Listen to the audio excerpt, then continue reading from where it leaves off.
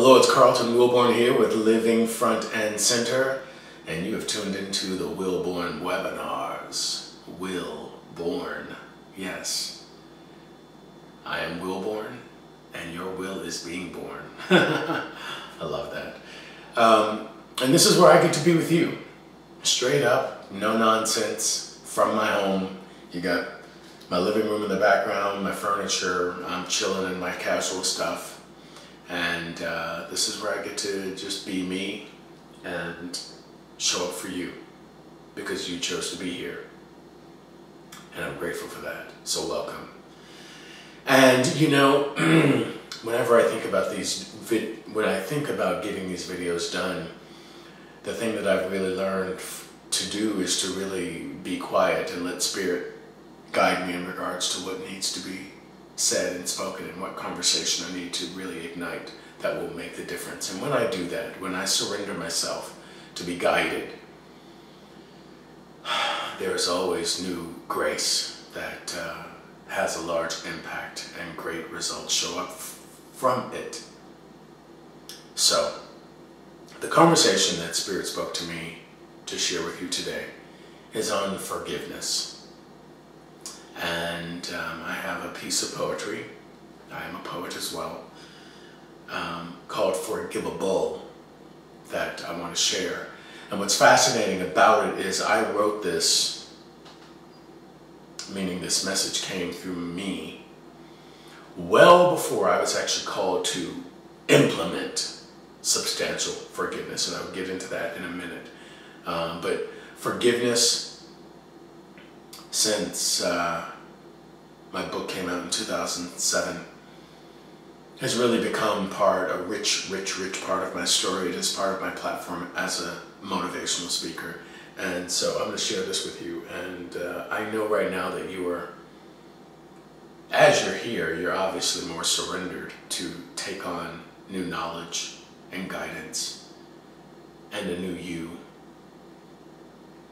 And so I know that as I'm speaking these words and this knowledge, that an awakening is happening. It is happening.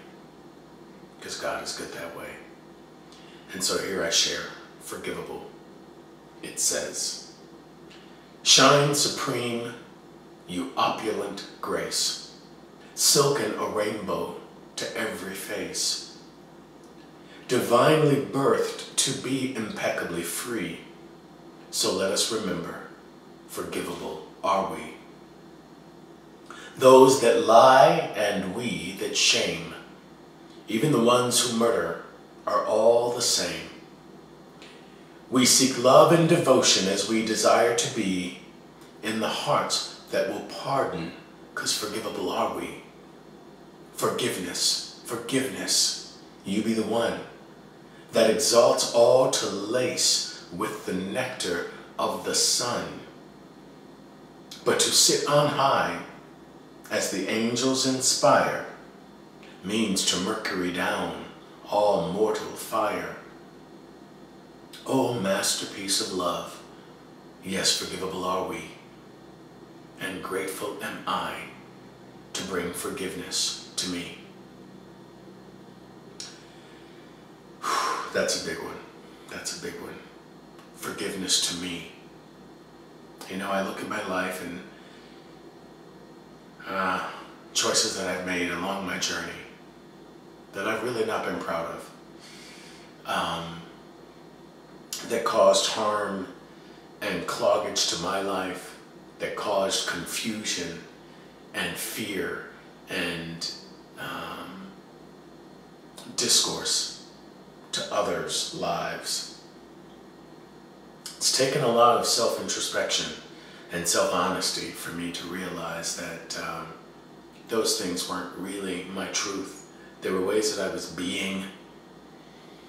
And until I was able to make that disconnect between my behavior and really who I was, I really wasn't able to allow the space of forgiveness to show up.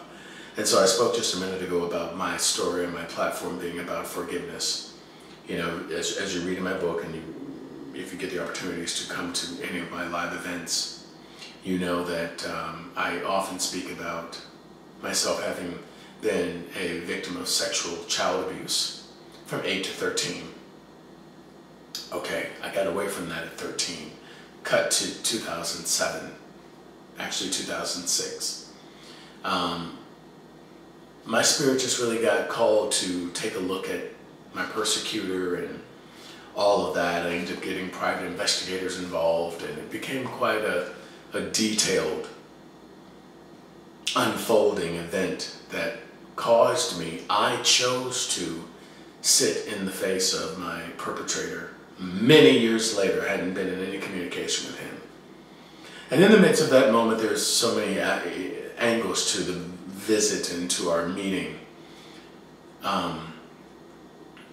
that I'm not going to go deeply into right now, but I can just tell you it was a hot-filled room. Him in tears, his wife who was there, this man was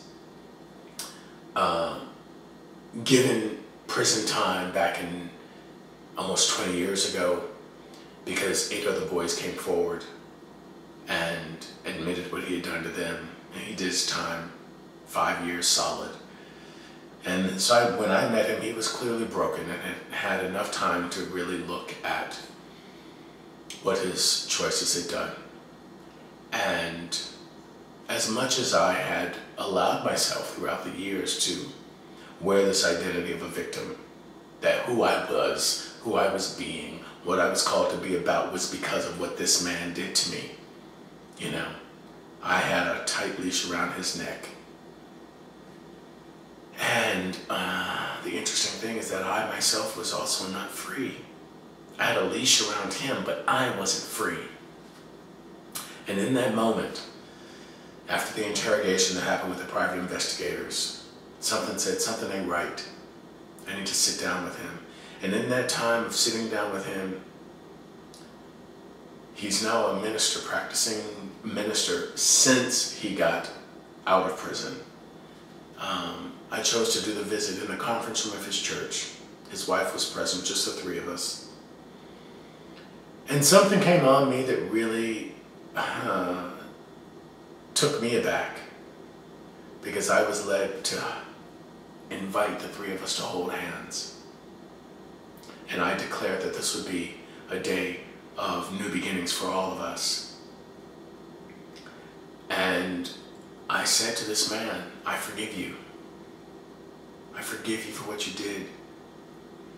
But more than that, I called a conversation between him and his wife and myself to forgive ourselves for what we did.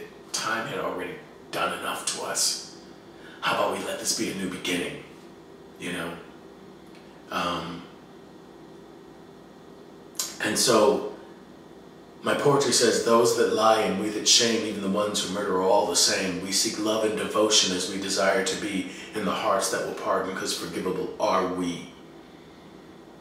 There was an amazing grace that showed up in that room on that day when Spirit led me to say, I forgive you, but most importantly, you begin a new life right now to forgive yourself. Enough pain has already happened.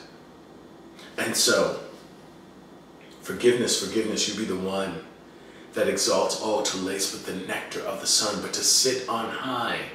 But to sit on high, meaning where our life is prosperous, where our endeavors are coming with velocity into full manifested forms.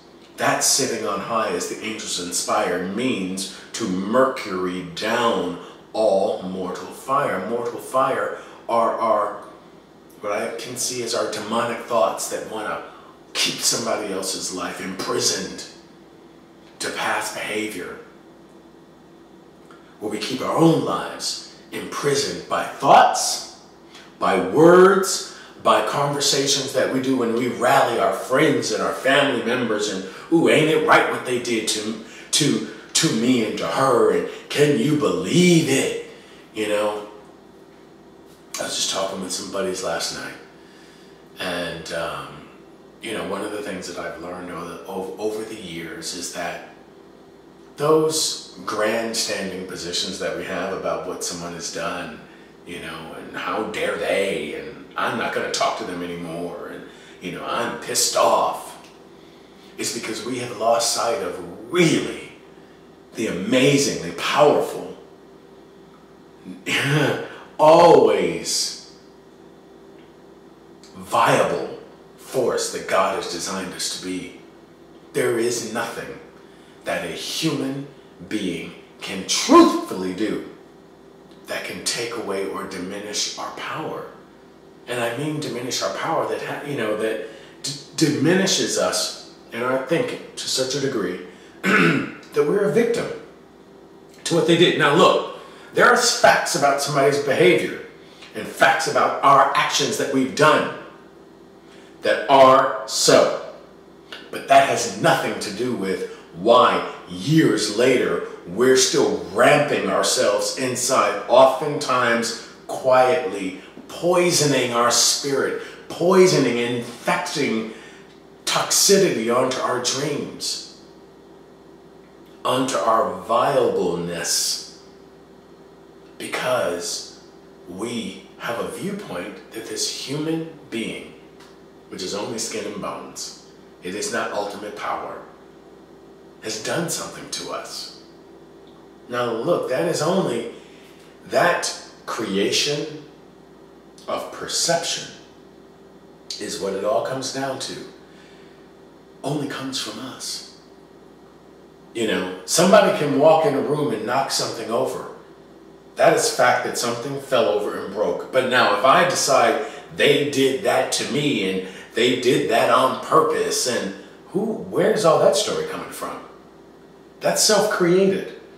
That is our creative mind, which is awesome. We're supposed to be creative beings, collaborating with God's will. But if our creation process is twisted in its way of perceiving what is so, creating a mountain of a story around something that happened, we pay for that. Our journey, our sense of freedom is being impacted by that. And so this conversation of forgivable, it lives inside of us knowing what our true identity is. We say, well, I don't know how I can do that. I don't know where you are in your life. I don't know where you are in your life, or what has happened, or what you've done, that you're allowing yourself to pay for. Yourself to pay for. Doesn't matter who did what. Excuse me. Doesn't matter who did what. The way that it is on your soul today is because of what you're doing with it in regards to the self-created conversation and story that you've ignited. Well, the gift of this conversation is that for what we can create, we can also dissolve. We can flip it. We can flip the script of what is so, of what really happened, and we get to do that because God gave us that ability. These conversations inside these webinars are remembrances for you. It's not like I'm here talking to you so that you can learn something new. It's so that your soul can remember its truth about how amazing you are and how resilient you are in the face of the many obstacles of life, the many obstructions that we ourselves even create. I have not been a saint throughout my life, but what I know is that I did crazy things. I'm not a crazy person. I am a largely anointed person. You are a largely anointed person with the ability to redesign your life, no matter what has happened. There's a lot of people that would say, how could you dare offer a statement of forgiveness to this person that took away your youth, that took away, you having the freedom to live your life fully. that man did one thing to me for a number of years. But one thing that I definitely get to look at today, and I am grateful that I did not have these investigators put that man back in prison. Because inside of a lot of the other work that I do, I had to look at where my resentments lie.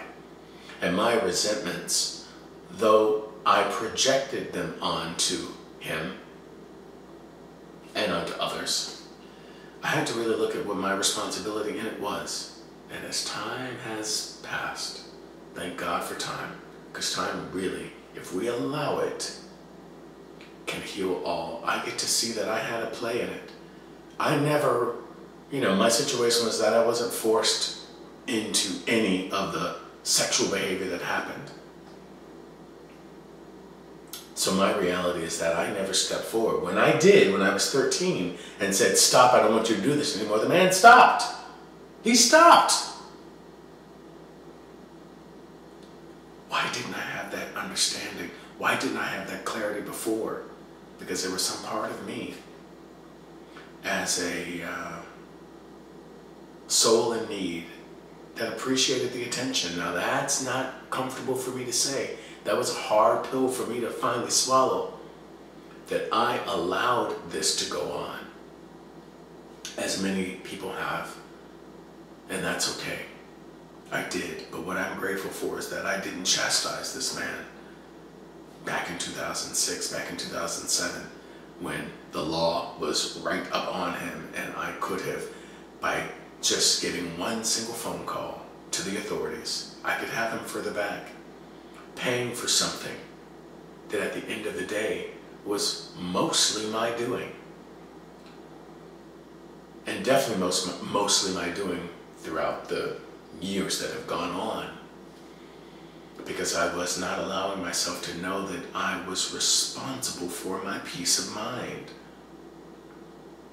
So, shine supreme, you opulent grace, silk in a rainbow to every face, divinely birthed to be impeccably free. So let us remember, forgivable are we, you are forgivable. I don't know what you've done. I don't know what got done to you. But what I do know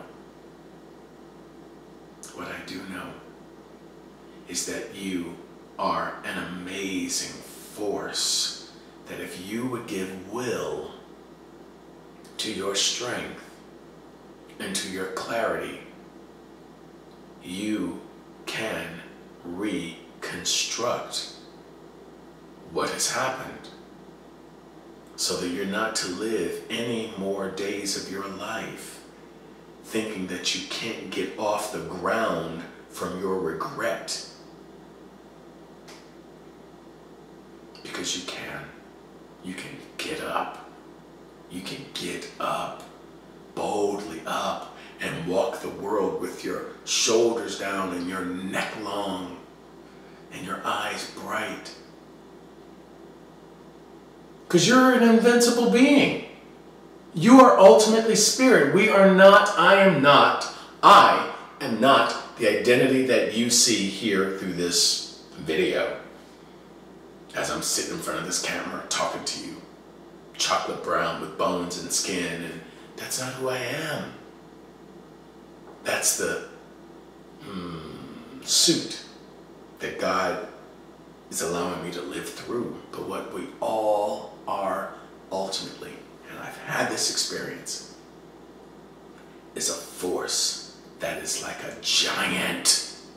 That is like a giant. Let's look at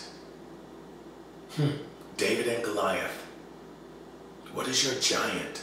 What has your giant been? That bigger than you mountain, or so we perceive.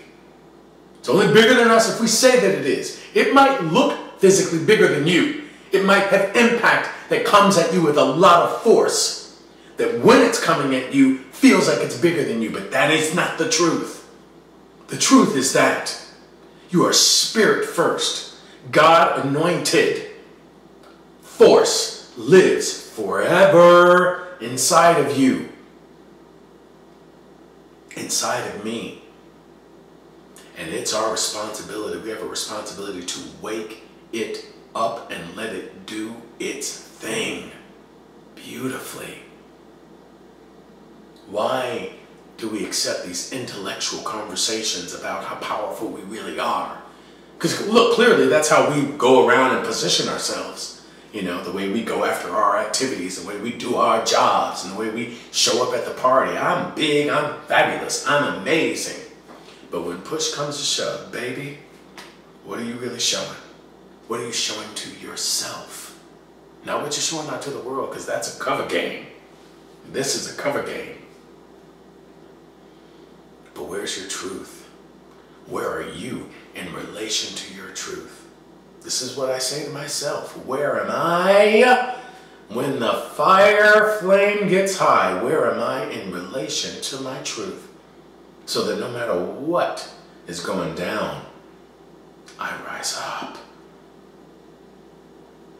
So can you. So I don't know what your circumstance has been about. You know, I gave you one scenario of my journey. You get into my book, you'll see a lot of other ones that I needed to forgive me for. That I needed to let another person be a human being, flawed. No one is perfect. We hear that. It's a catchphrase at this point. Neither are we, but we surely are forgivable.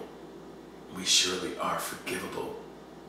God puts these intense circumstances on our lives, I believe, so that we can come to prove what we're made of. If everything was easy, I say this always, there would be no need for a conversation of faith. There would be no need. If everything flowed the way that we wanted to and nobody, got in our way or offended us or whatever, there would be no need for a conversation of perseverance. There would be no need for a conversation of forgiveness. They would be void from the dictionaries. So, they live inside of our culture so that we can have a relationship with them, a real, rich, wonderful relationship with them. The gravity of life is an invitation for you to embrace your truthful power, your truthful resilientness, your truthful forgivableness. Life is amazing, and what I've watched be amazing is the freedom that I get to live with once I forgive someone else. We hear the conversation that it frees us up, and that's all good in regards to what people have done to us, but what about what we've done to ourselves? What about the stickiness that we hold ourselves in because of a time when we were not as wise? And that's all it is. We just weren't wise. Well, now we are. You've got more wisdom now. You've got more wisdom because you showed up here. I'm grateful for that. I know what it feels like to live your life stuck with big dreams and diminished force behind them, because we're holding on to this thing. Oh, it's so hard to let go of. It's so hard. It is if you say it is, and it ain't if you say it ain't. They always say, whether you think you're right or you think you're wrong, either way, you're correct. So, let's release the stories of a weak self. Let's release the stories of a victim and get into the real conversation, which is a great conversation, that we're always forever powerful.